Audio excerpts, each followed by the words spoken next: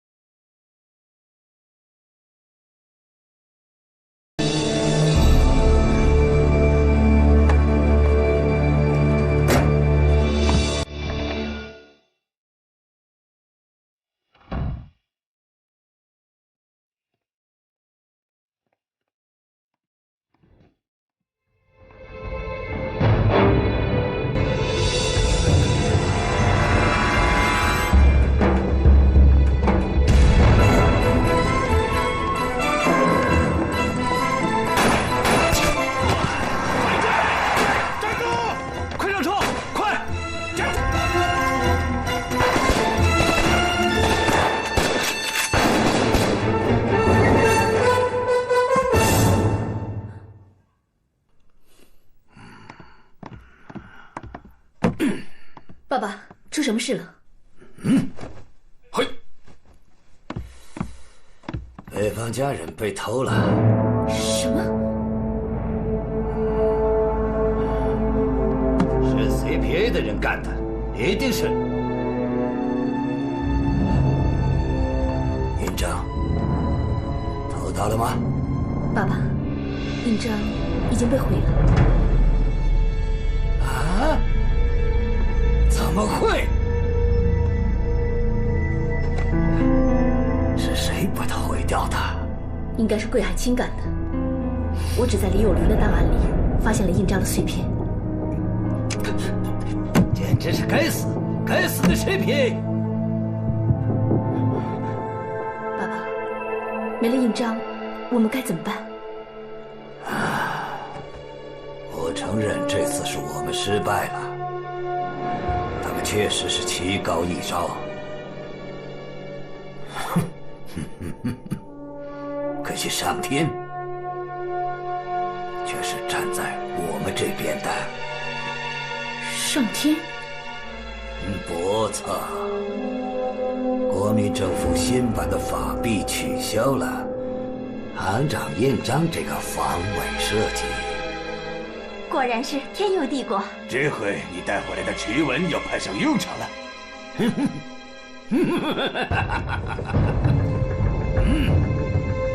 我相信最后的胜利一定属于我。窝在旅馆里2天了，今天终于有动静了。你怎么就能判断出他不是在房间待着太无聊了，出去找乐子呢？从这2天的监视中不难发现，杰克是个生活很有规律的人。平常这个时候他都会在客房里等待上门服务，何况他今天的打扮与日常穿着风格迥异。我猜他应该去某个酒吧与人会面。露露小姐果然专业，希望今天晚上能有所收获。好好干啊，全都看你了，放心吧。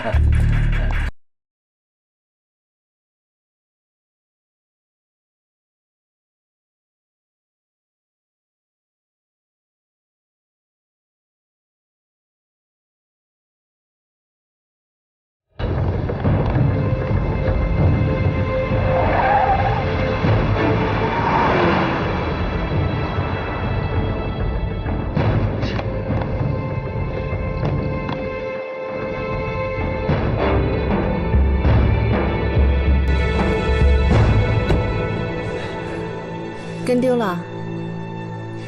没有想到这两个人还挺机警的。你干嘛呢？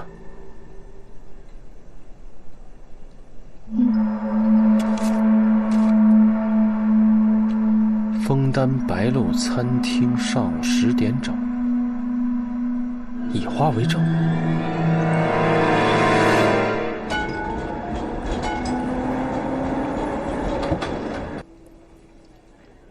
丹佛，你到底在顾虑什么？发财的机会就在眼前。我说杰克，昨天在酒馆你被人跟踪都不知道，幸亏我当时反应快，别说我俩发财了，恐怕早就沉到黄浦江底下喂鱼了。是不是你太敏感了？敏感？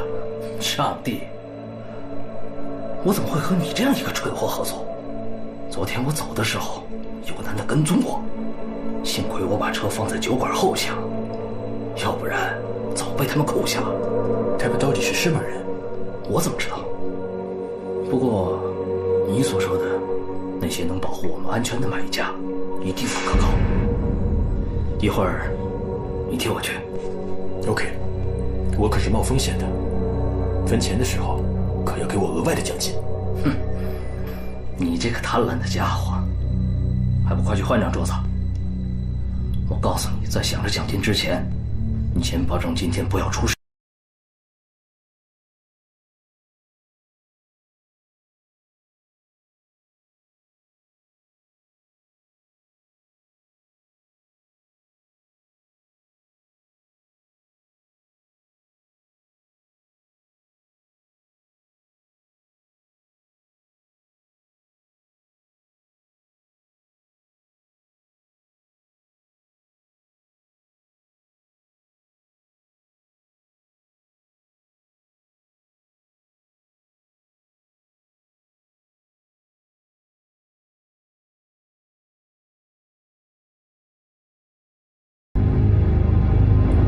先生，我是你手中油墨的买家。这位美丽的小姐，我真不知道你在说什么。什么油墨？什么买家？不管你之前和谁交易，我都出他们双倍的价钱。我想，你不会和钱过不去吧？长官，你什么事啊？实行公务，我带白花的，给我带走。是。枫丹白露餐馆，你果断利用工部局警务处搅局。工部局吗？我刚刚看见了被通缉的亡命大盗，真的，大盗胸前戴着白花。你做的真是相当的出色，这给他们造成了很大的疑惑，真是很聪明啊！嗨，爸爸，今天的任务很突然，我临时没有办法，才想起了打电话，差点就暴露了。唉，等拿到了油墨，伪钞正式开始投印，我们的金钱豹计划就大功告成。这是你最后一次任务，再替爸爸干一次。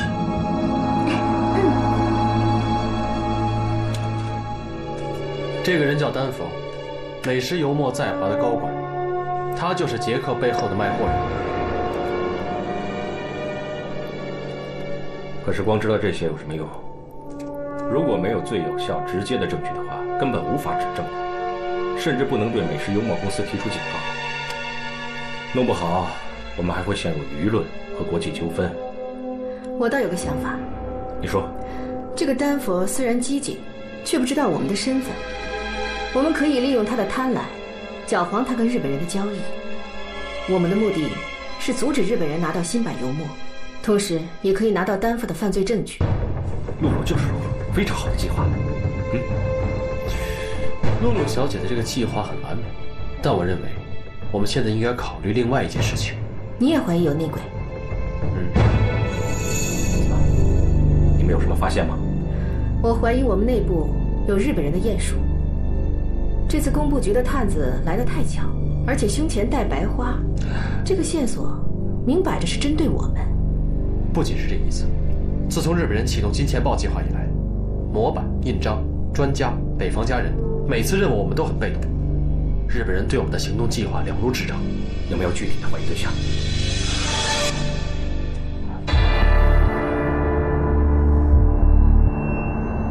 暂时没有。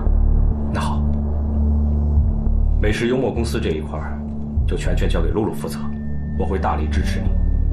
李副经理，你全权配合，同时注意甄别验属。是。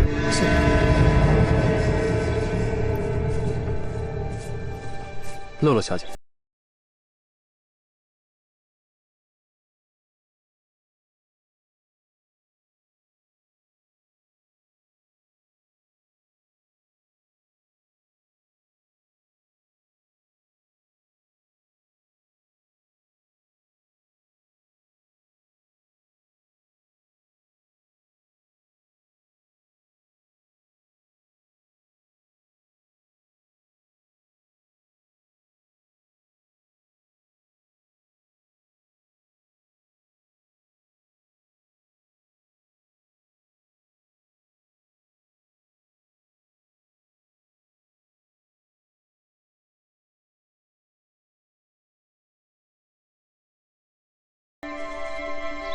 你能给我和他了断的机会。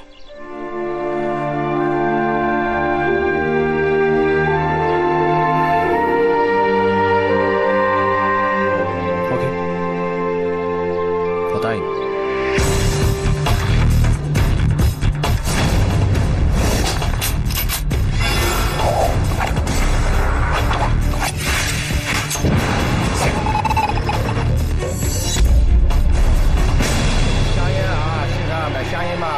香烟啊！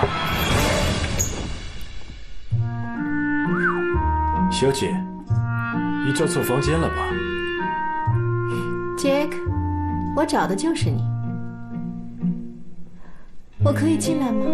可以，可以。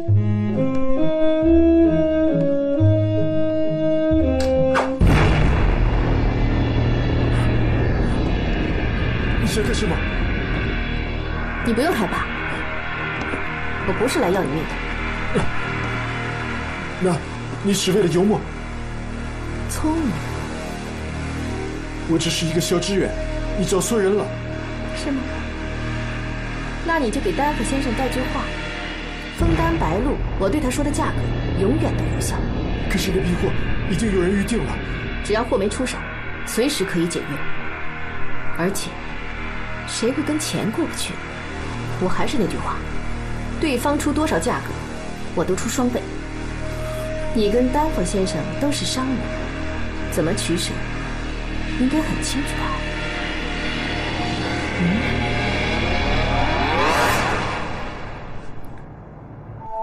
杰克，为什么会出现2个买家？你不是说你联系的买家势力很大，能够保证我们的安全？要不是我反应快，趁机让警察带走。昨天我还不知道能不能活着走出餐馆。那只是一个意外。意外？最近的意外也太多了，我可不想钱还没拿到手就被他们干掉。你不用担心，做买卖总会有些风险的。这可不行，我们可不能在一棵树上吊死。既然有2个买家，我们就提高价格，价高者得。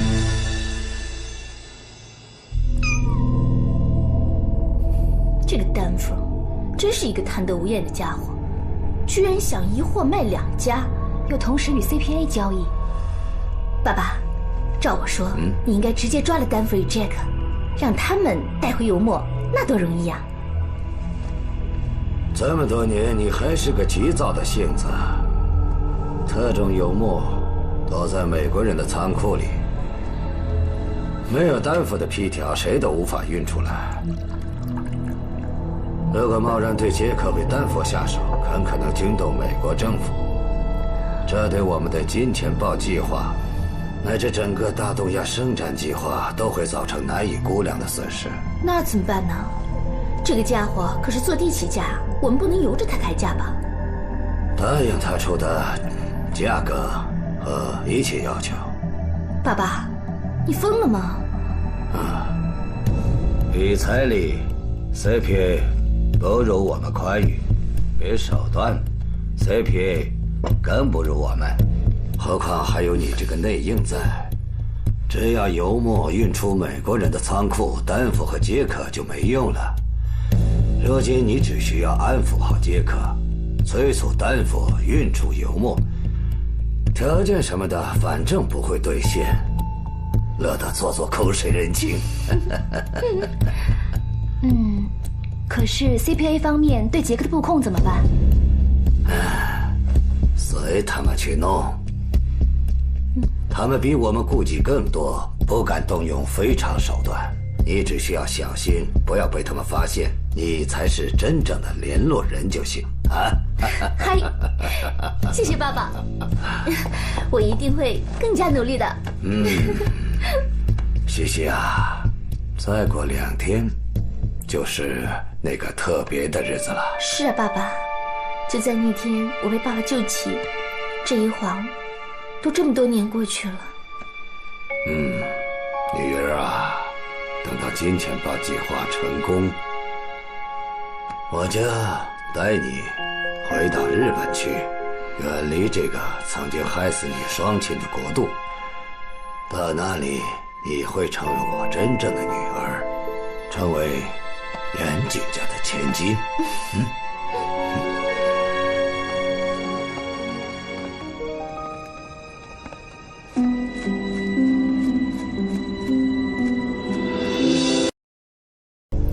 有没有查过裁缝铺，还有那个送货人？查了，天一裁缝铺是一家老店，在上海已经有10多年的历史。那个送货人也已经跟踪了，确实是他们店里的人。那这样吧，明天派个任务给西西，你派人协助监视他，我去一趟他家，看看可不可以查出一些蛛丝马迹。好吧。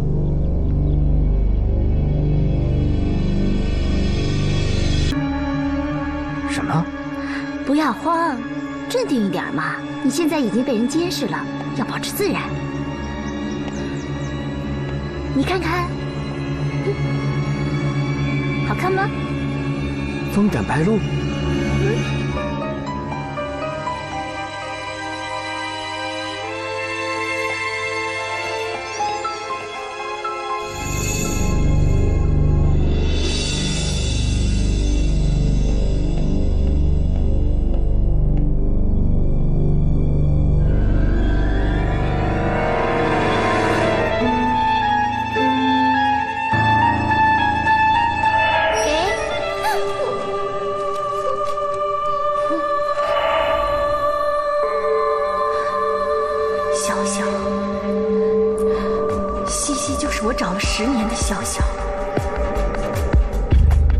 那我们该怎么办？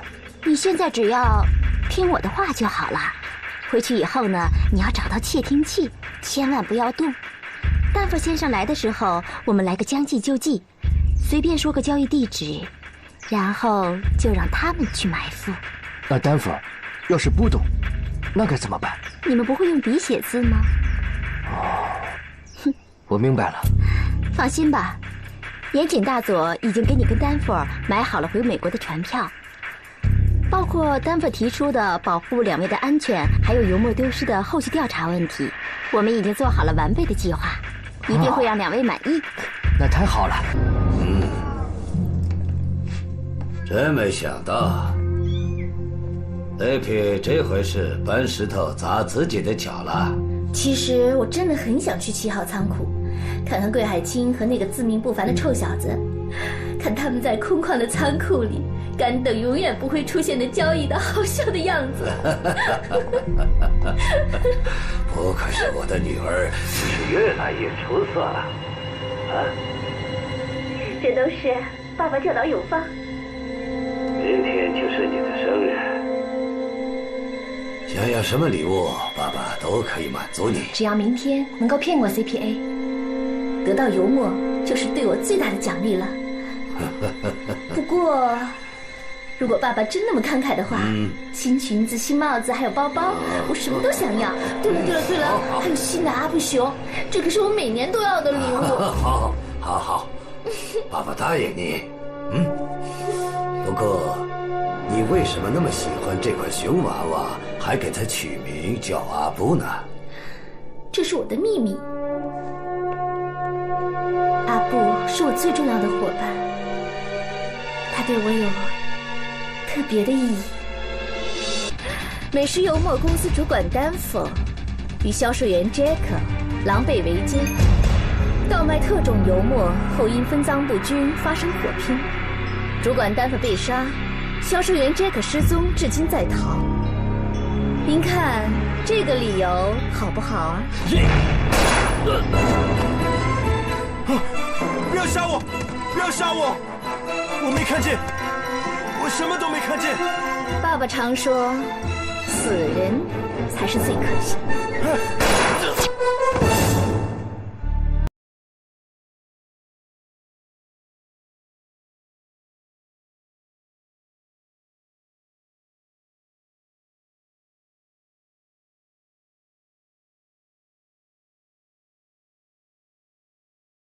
经理，哎，柯明，法租界那边情况怎么样？我勘察过现场了，应该就是日本人与丹佛的交易地点。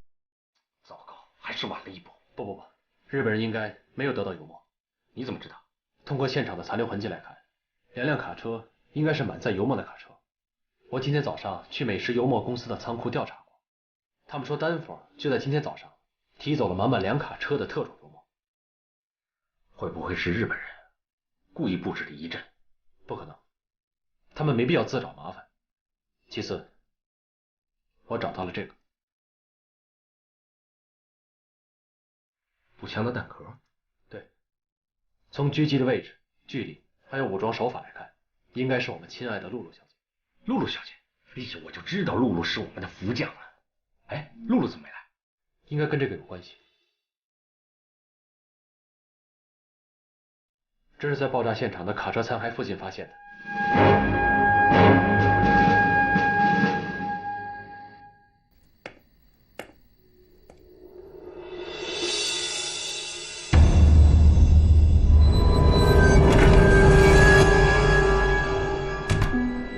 露露姐，你怎么会在这儿？你不是在待命吗？又跑哪儿去疯玩了？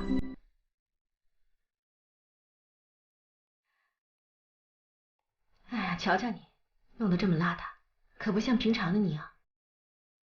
没什么，遇到些麻烦。赶快洗个澡，换件衣服。今天可是你的生日啊！露露姐，别磨蹭了，赶快去洗澡。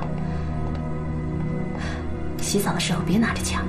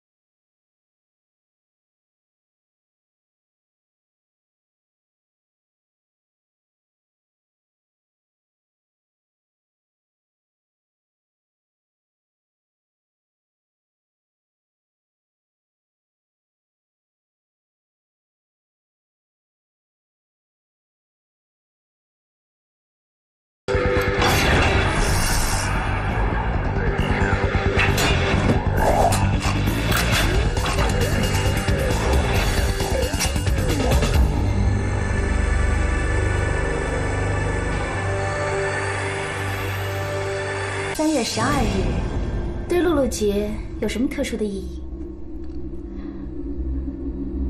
？3月12日是我失去双亲的日子。3月12日也是我失去妹妹的日子。3月12日也是我重生的日子。从10年前的3月12日开始，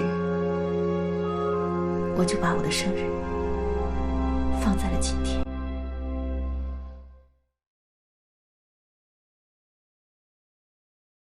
你到底是谁？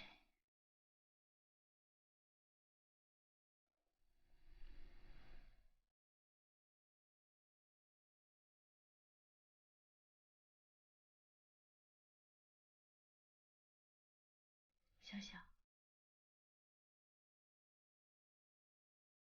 还记得这个阿布吗？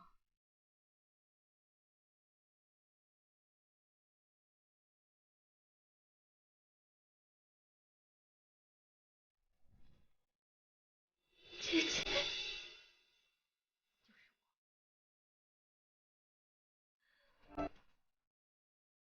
自从你被日本特务抓走以后，我就一直在找你，想要救出你，没想到你却一直在我身边，而且还成了严谨的养女，被日本人当作鼹鼠安插在 CPA。对，我是严谨的养女，我也承认，我进入 CPA 是另有目的，但是我做的这一切都是为了报仇。报仇？你报什么仇？日本人才是我们的仇人。你胡说！我们的仇人是华侨爱国会，那是严谨在骗你。10年前没有 CPA， 杀死我们父母的是日本人。不可能！是严谨大佐救了我。当年要不是他收养我，可能早就被那帮南洋强盗给杀了。我不许你污蔑他。小小，你不要再喊那个名字了。这小小的女孩，10年前就已经死了。如今的我是回来复仇的西西。这么多年了，我一直都在找你。如果你真的是我姐姐，你就应该跟我一起去报仇，而不是站在这里指责我。正因为我是你的姐姐，我才不能看着你认贼作父，一步一步的错下去。小小，你知道吗？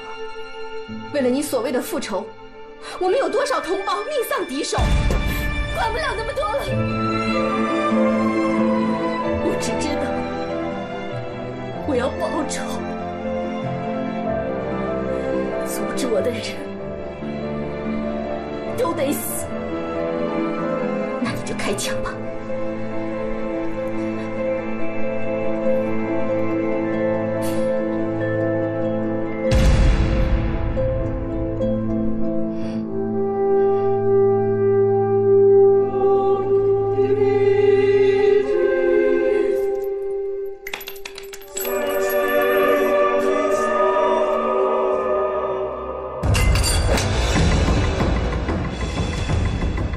最擅长使刀，我一定要先制住他，趁他不注意，到时候袭击他的腹部，趁机把刀抢过来。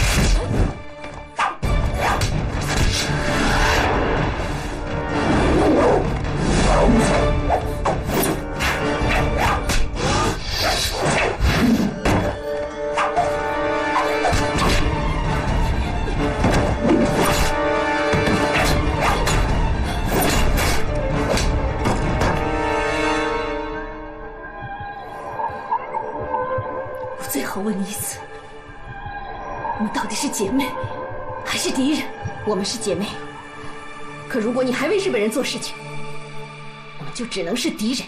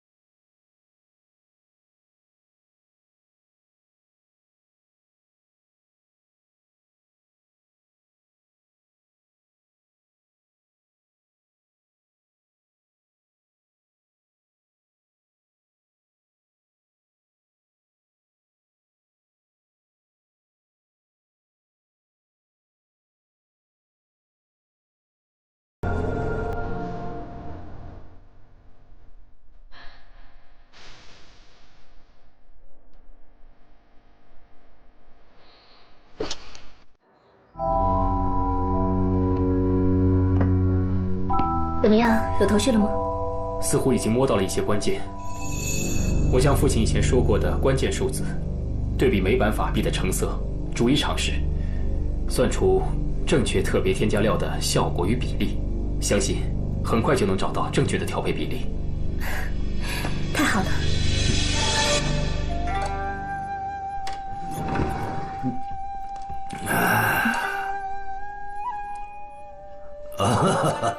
中村组长，也不必心仪，她是我的女儿啊。请多关照。非常感谢岩井先生的招待，中村先行告退。这么早干嘛？告辞了啊。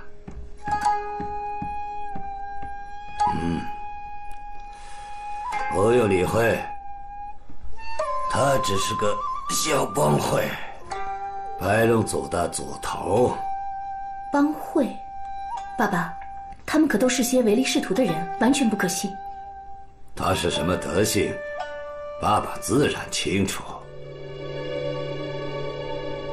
不过有的时候，他们做事比我们出面效果更好。帮会渗透也是我们东亚圣战的重要组成部分，不可轻视啊。受教了。怎么，徐熙，你来这里找爸爸，一定有什么好消息吧？爸爸真是料事如神呢。油墨调配成功了吗？都是奇文的功劳。爸爸，新版油墨已经调配成功，第一批药蜜经过检验，除了编码，绝对可以以假乱真。非常好啊。不过还需要投放市场，经过测试才行。正好，白龙组可以成为最好的实验对象。爸爸，既然伪钞已经印制成功，那么奇文是不是可以功成身退了？如今金钱豹计划启动在即，它不能有任何闪失，必须牢牢地控制在我们的手中。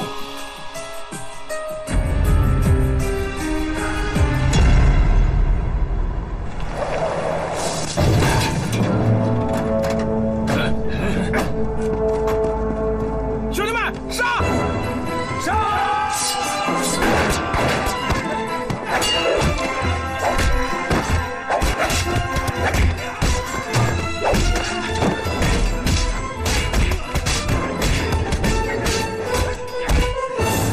老刘，老刘，师哥，怎么了？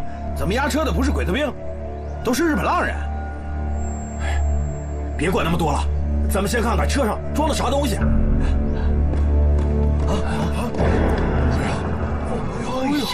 这么多钱啊！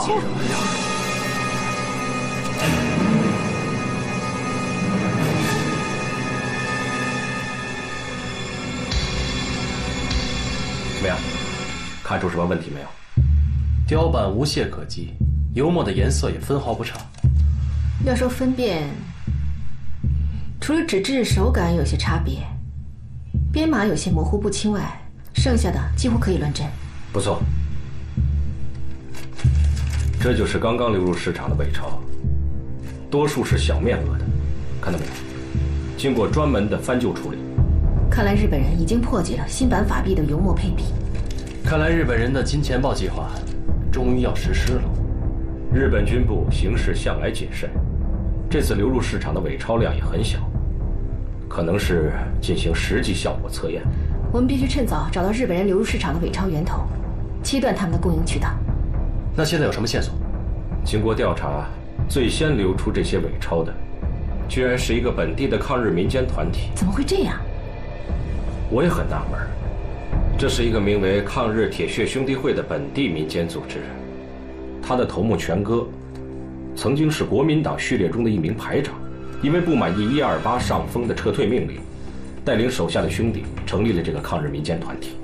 这几年，他们一直在上海附近活动。那很有可能就是他们抢劫了日军的运钞车。既然这样，我们找到他们，就能搞清楚日本人的计划。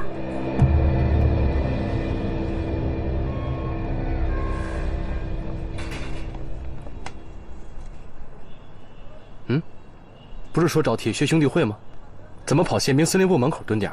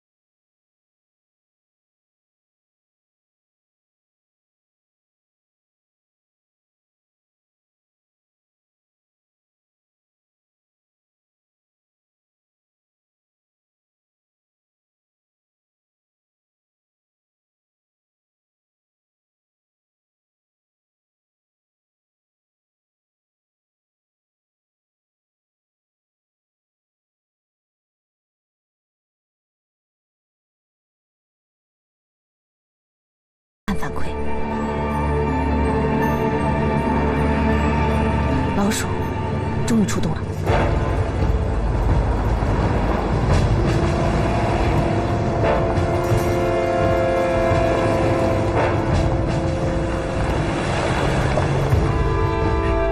来了，有2辆卡车。好。兄弟们，上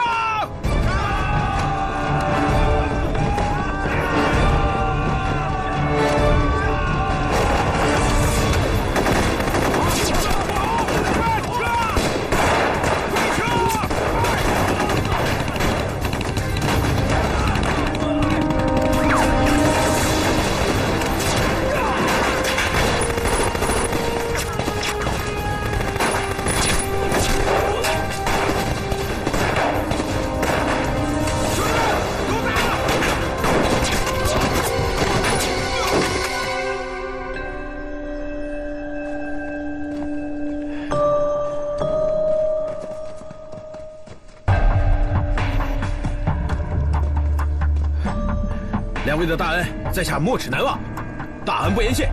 从今往后，如果有用得着在下的地方，尽管开口。好说好说。确实有事情要跟你商量。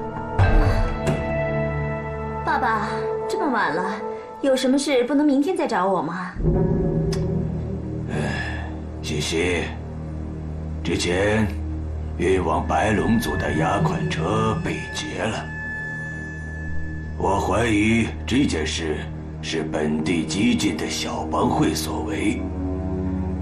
我派了2个宪兵小队隐藏伏击，没想到全军覆没。照理说，那些激进的民间团体不具备这样的实力，居然能全灭2队帝国军人。从现场勘查来看，伏击队原本是很成功的，杀了大量的中国人，但是半路被2个高手所灭。高手？狙击高手。我怀疑他们是 CPA 的人。由此看来 ，CPA 一定已经注意到韦超的头发了。爸爸，你需要我做什么？看住白龙组。组织上传来情报，近期一些依附于日本宪兵队的小帮会突然十分活跃，他们走街串巷，大量收购粮食、棉花等物资。上级判断，这是岩井一石二鸟的招数，一方面利用小帮会实际测试伪钞的使用效果，一方面再趁机囤积战备物资。我们已经查到了，宪兵队和小帮会之间是由一个叫白龙组的日本帮会从中协调。上级命令，必须粉碎岩井的实验计划。是。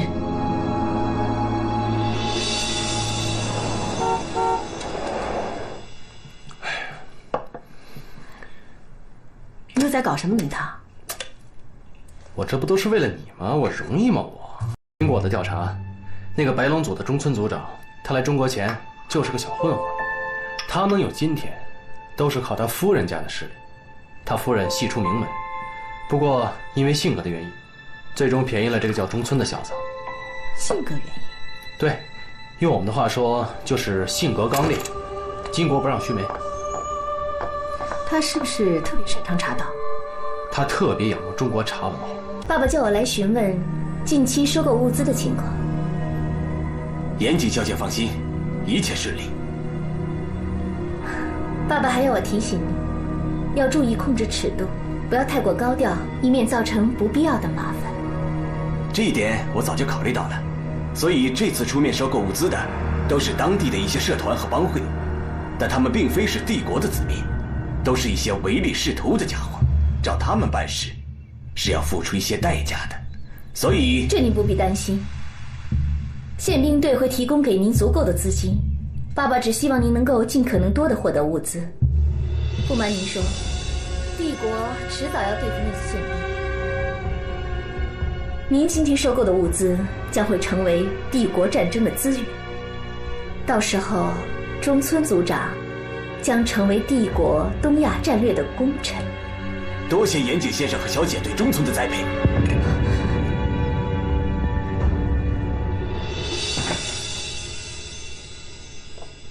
小姐，中村组长。啊，严谨小姐，这可能是佣人不小心洒的水吧？我并没有听到声音呢。再说了，这水还没有干。我的佣人都是追随我多年，完全可以信任。中村组长，我想我有必要提醒你，内院种地的保密措施。嗨。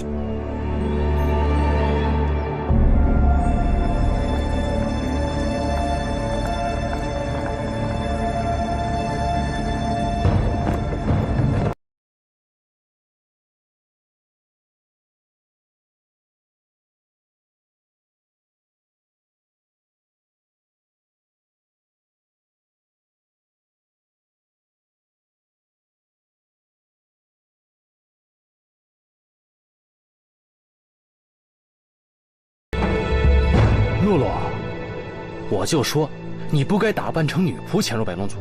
你看，你这身段，你这长相，哪像女仆？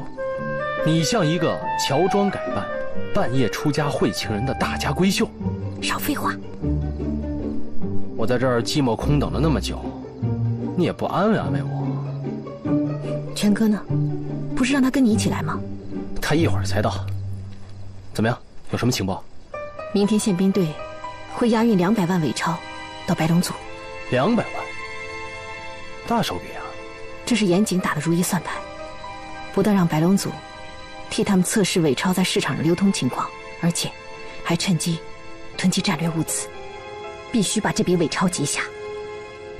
如果硬抢宪兵队保护的运钞车，肯定很困难。如果能让他们放松警惕，就好办多了。你打算让全哥他们冒充宪兵？当然不是，不过确实是他们冒充日本人。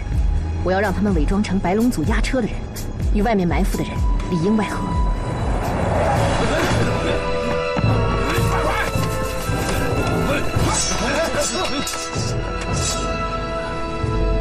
你要让全哥他们假扮日本人，他们又不会说日语，肯定会捅娄子的。所以，这次行动必须由你亲自负责。露露小姐，怎么样？没被日本人看出破绽吧？当然没有。哎呀，幸亏有李恩公在旁边，当时啊，我吓得腿肚子直抽筋儿。哎，关键是现在怎么处理？照我说，既然全都是害人的东西，干脆一把火全烧了。不行，好不容易抢来的东西，烧了岂不可惜了？这些可全都是假钱呐！我们知道是假钱，但是中村不知道。不可能吧？中村和白龙组的人都不知道这是伪钞，以为是宪兵队给他们的活动资金。而且最近，我又查到一件很有意思的事情。什么事儿？这个中村表面上对岩井很恭顺，其实他的野心不小。哦，他一直利用岩井的支持，拉拢各方面的势力来扩充他自己。我从中村夫人那儿得知，他们之前购买的物资根本就没有交到宪兵队，他想倒卖物资，从中获利。你的意思是，我们拿这笔伪钞去和中村做生意？没错。哎，我们拿假钱去买东西，这个好啊。但是这个中村他会不会不卖啊？他会，因为之前的资金已经全部用来购买物资了。如今中村的摊子铺得很大，资金又不够了，所以他向宪兵队提出加运资金。可是这些钱全被我们劫来了，你们说他们会如何去找到钱？倒卖物资，赚取差价。只要我们出的价钱够高，那个中村他肯定会动心。这事儿就交给我了。李先生是做什么生意的？在哪里发财？只要能赚钱，什么都做。哦，不知道李先生为什么要收购我这批粮食和棉花呢？当然是为了赚钱喽，还能有什么目的啊？哎，我觉得你们日本人太不干脆了，问这么多问题。你只要告诉我你有什么货，我全部都要。全要了？对。你有那么多资金吗？哈哈，我什么都缺，就是不缺钱。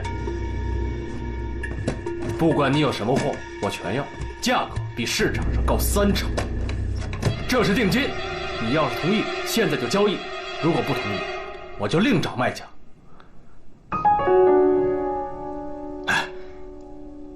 李先生，能不能容我考虑考虑？这么小的生意都要考虑？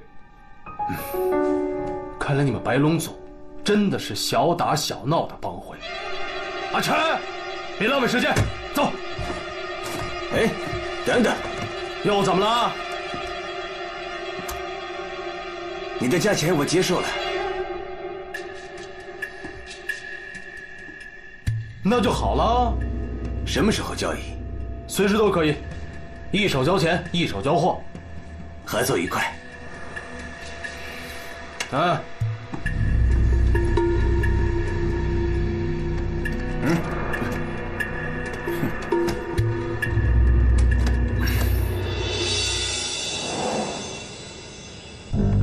你真是个笨蛋，连这点事情都办不好，笨蛋！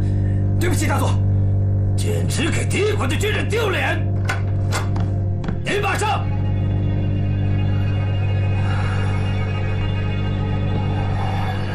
爸爸，为什么发这么大火？中村那个笨蛋居然擅自倒卖战备物资，而且还中了圈套。怎么回事？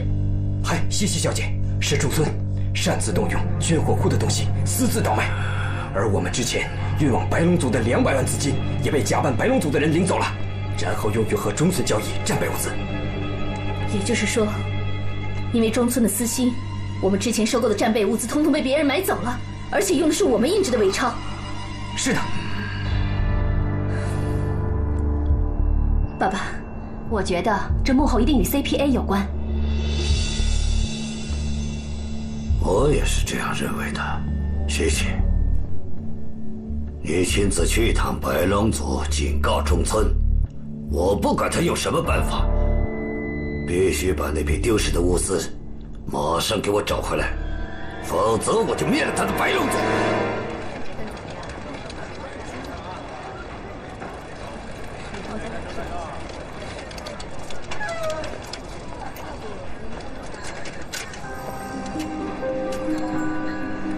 物资都安排妥当了吗？东西暂时都存放在兄弟会的仓库中，我已经联络了经理，准备转运物资。经过这么一闹，日本人和中村一定会追查此事，我担心兄弟会的人会遭到牵连。放心吧，我之前已经让全哥带着兄弟会的人先去避避风头。你什么时候出来？我担心日本人会怀疑到你头上。在物资转运出去之前，你们还需要我潜伏在敌人内部传递消息。我主要是担心西西，万一你被他认出来，后果不堪设想。他对公司的行事风格太了解了。不用担心，我会小心的。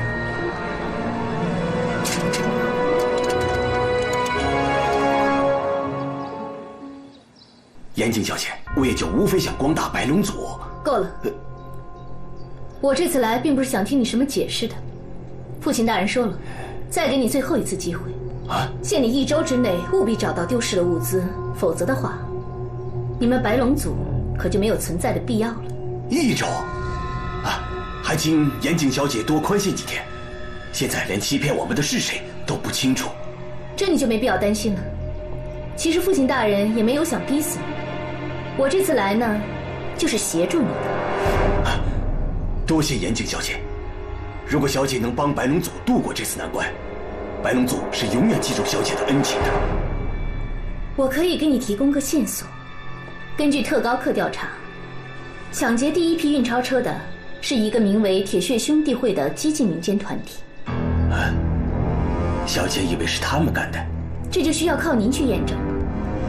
我们查出他们在法租界有一处仓库，可是事情都涉及到租界问题，我们宪兵队也无能为力了。严谨小姐请放心，我知道该怎么做了。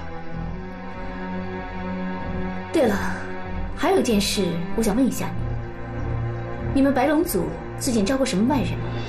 外人？白龙组只招日本人，即使扩充也不会招收本地的中国人。那你们内院的佣人呢？也都是日本人？内院都是追随我多年的。哦，对了，内院确实来了个新人。什么人？干什么的？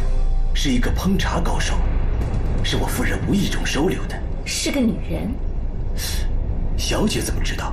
而且是一个很漂亮的女人。难道怀疑她？我并没有什么怀疑。记得上次来内院时曾闻到的茶香，想必就是出自这位高人之手吧。阿玲确实是一个烹茶高手。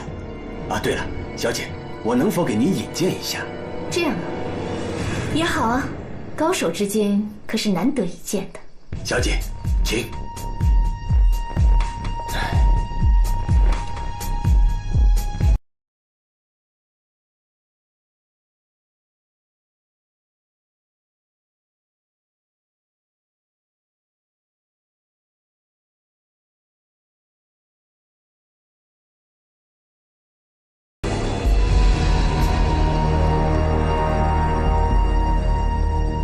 露露姐，这么着急干什么去啊？你刚才就已经发现了，为什么不直接揭穿我的身份？那是因为露露姐太厉害了，而且需要我亲自来了解。西西，你到现在还执迷不悟。哼，执迷不悟的是你吧？我们的仇人是 CPA， 我不能看着你沦为日本人的杀人工具。那我更不能让你成为我复仇路上的阻碍。他身上没有带枪，一定会有飞刀，这样他的弱点还在腹部。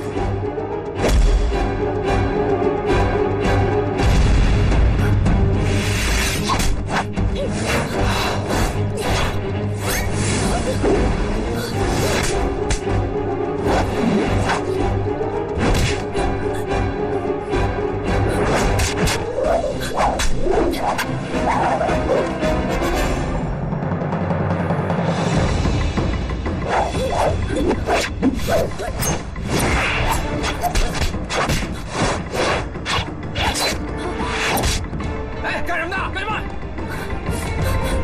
站住！别跑！经理，露露，你出什么事了？没事，我暴露了。中村带着白龙组的人正赶往兄弟会在租界里的仓库。什么？货还没运出去？事不宜迟，我们必须拖住中村，为转运争取时间。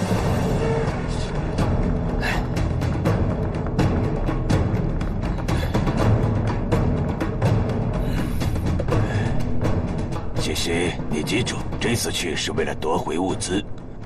至于白龙族和这些中饱私囊的帝国蛀虫，就和那些反抗帝国的中国人一起埋葬吧。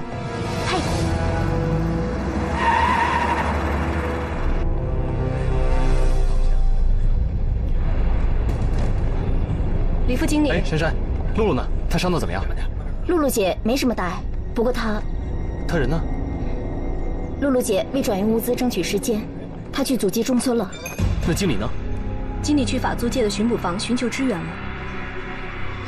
李副经理，露露姐临走的时候说了，让你千万别去找她，一定留下来指挥转运物资，否则这次去毫无意义了。现在物资转运了多少？还不到一半。啊？那怎么办啊？所有人抓紧转运物资，快！是，快点，走走。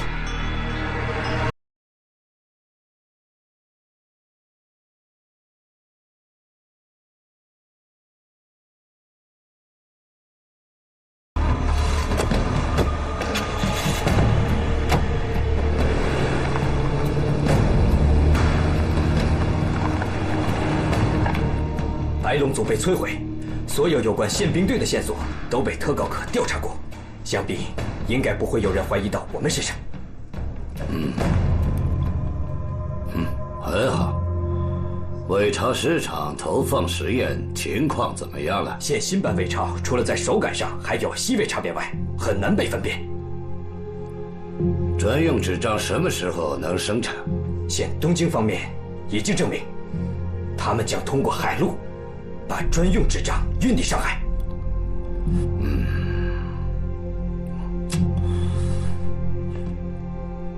天皇收成活动准备怎么样了？是关于下月的天皇亲善活动，特使会藏在亲善团中，想必应该不会有人怀疑我们。这些该死的官僚！了解金钱豹计划的前期准备已经完成，关键时刻居然让这么一个家伙来拖我们的后腿，真是太可恶了。特使大人是这方面的专家，想必我们以后还需要他。哼，这些养尊处优的所谓精英，只适合蹲在东京。这里是前线，即便是战争没有爆发，危机也是无处不在。喂，注意亲善团的安全保障，但也不要做得太过，招来不必要的关注与麻烦就不好了。嗨。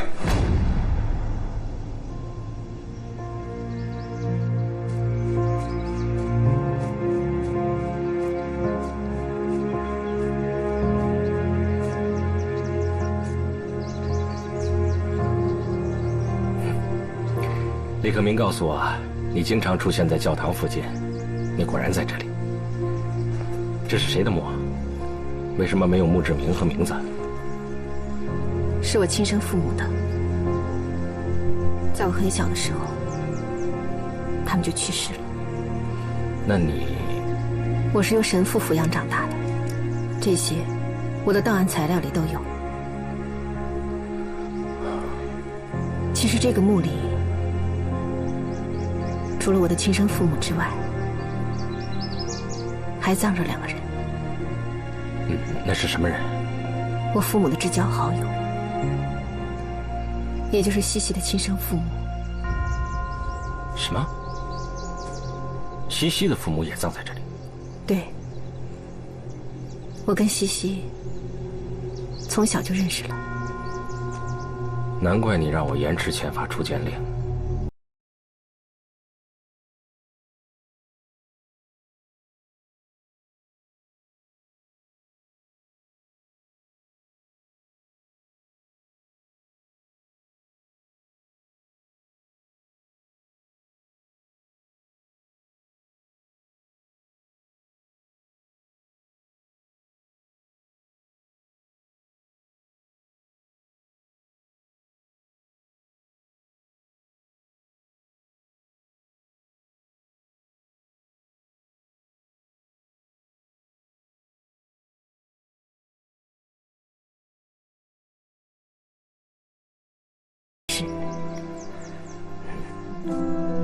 先给我回公司，回去我再跟你说。金钱豹的前期准备已经顺利完成，你的任务也完成得非常出色。谢谢啊，我们只等着特使前来主持后面的金融绞杀战了。有特使要来上海，是来接替爸爸的工作？是这样的。这对你太不公平了，爸爸。我们做了那么多的努力和牺牲，现在他们却要把您的果实全拿走。其实我们都是大本营的棋子，不过帝国的圣战就是依靠无数这样的棋子才能完成最终胜利的布局。爸爸不是棋子，我不允许他们这么对您。4月29日是日本天皇寿辰，届时上海虹口日侨区将会展开盛大的庆典。东京会派出一支亲善特使团，亲自到上海虹口的日侨区参加盛典。这个特使团有问题？没错，他们是为了庆祝金钱豹计划的顺利开展，专程来上海视察的。根据可靠消息，日本天皇为了表示对金钱豹计划的重视，亲自派他的亲信做特使出席这次盛宴。看来我们的任务是杀死裕仁的亲信，粉碎日本人的嚣张气焰。特使要是死了，边境的麻烦就大了。这样的话，就可以为我们争取更多的时间。关于这个人的情况，日本人把消息封锁得非常严，我们也一无所知。唯一知道的情况就是他就混在亲善团当中。来了！哎，麻烦您看一下这边。看这边，好，拍张照片。好，看这边。请看这边。好，谢谢。好，您请看这里。好，好，这里。请等一下。等一下。谢谢。我觉得不是这个。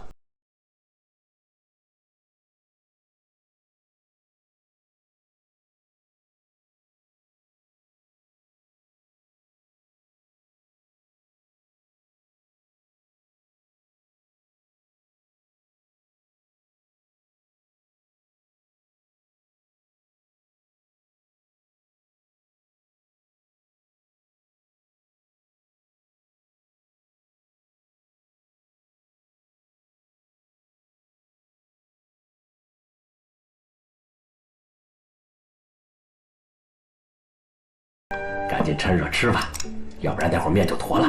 谢谢经理。记住了，以后和我别客气。经理啊，我不跟你客气，我希望下次你请我吃牛排吧。没问题，庆功宴的时候你们想点什么都没问题。庆功宴恐怕遥遥无期了。怎么，出什么问题了？没问题，只是一点线索都没有。没问题，我可没给你们任何压力。可是我们自己给我们自己压力了，是不是，露露姐姐？成事在人，谋事在天。你们放心，李经理就是你们坚强的后盾。经理，这个亲善大使的消息，你是怎么走漏出来的呢？好像是因为日本人内部权力斗争的问题。权力斗争？应该是日本国内贵族保守派和激进少壮派的派别斗争吧。不错。听闻这个裕仁的亲信本来是坐镇东京，把握全局的。他来上海是为了要争功。